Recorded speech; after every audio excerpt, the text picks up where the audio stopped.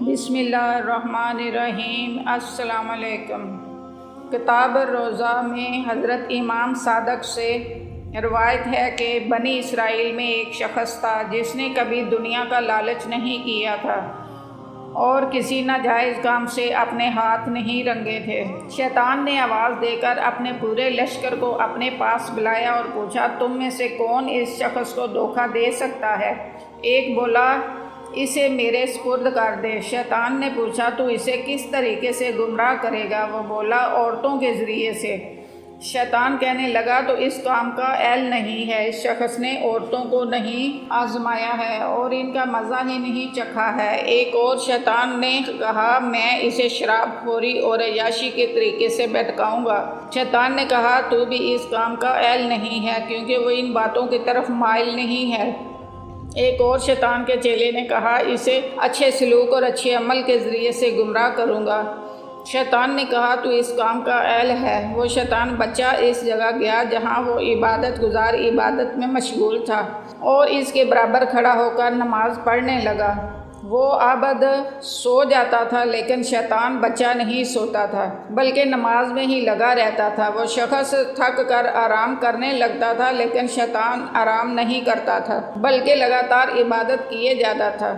عابد اس کے پاس گیا، اس نے اس کے مقابلے میں اپنے آپ کو حقیر محسوس کیا اور اپنے کام کو تھوڑا اور کم سمجھا۔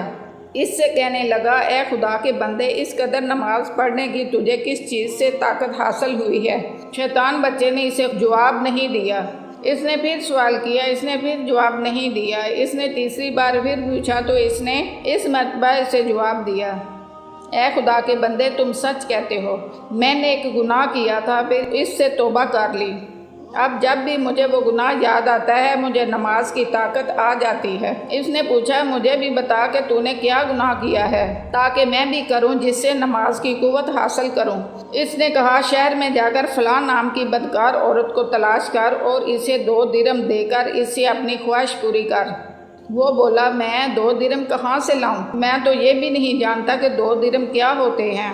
شیطان بچے نے اپنے پاؤں تلے سے 2 درہم نکال کر اسے دیے اور وہ فوراً اٹھ بیٹھا اور اسی چادر میں جو وہ سر پر ڈالے ہوئے تھا شہر پہنچا اور مذکورہ فحشہ کا گھر پوچھنے لگا۔ لوگوں نے اسے اس فحشہ عورت کا گھر بتا دیا اور یہ سمجھے کہ اسے نصیحت کرنے اور واعظ و پند دینے آیا ہے۔ عابد اس فحشہ کے پاس پہنچا، اس کے آگے 2 درہم ڈالے اور بولا، اٹھ اور تیار ہو۔ وہ اٹھی اور گھر کے اندر چلی گئی۔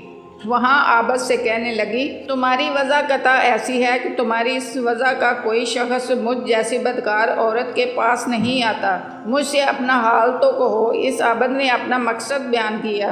وہ عورت بولی، اے خدا کے بندے، میں سچ کہتی ہوں کہ گناہ ترک کرنا توبہ سے زیادہ آسان ہے۔ ایسا نہیں ہے کہ جو کوئی گناہ کر کے توبہ کے پیچھے گیا، یعنی اس نے توبہ کی، اس کی توبہ قبول بھی ہو گئی۔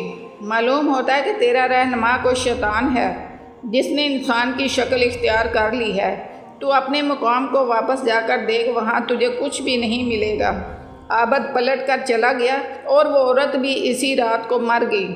صبح ہوئی تو اس کے گھر کے دروازے پر لکھا ہوا تھا، فلاں عورت کے جنازے میں شرکت کرو کیونکہ وہ جنتی ہے۔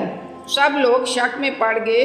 وہ 3 دن تک ٹالتے رہے اور انہوں نے اسے دفن نہیں کیا کیونکہ سب کو اس کے متعلق شک تھا۔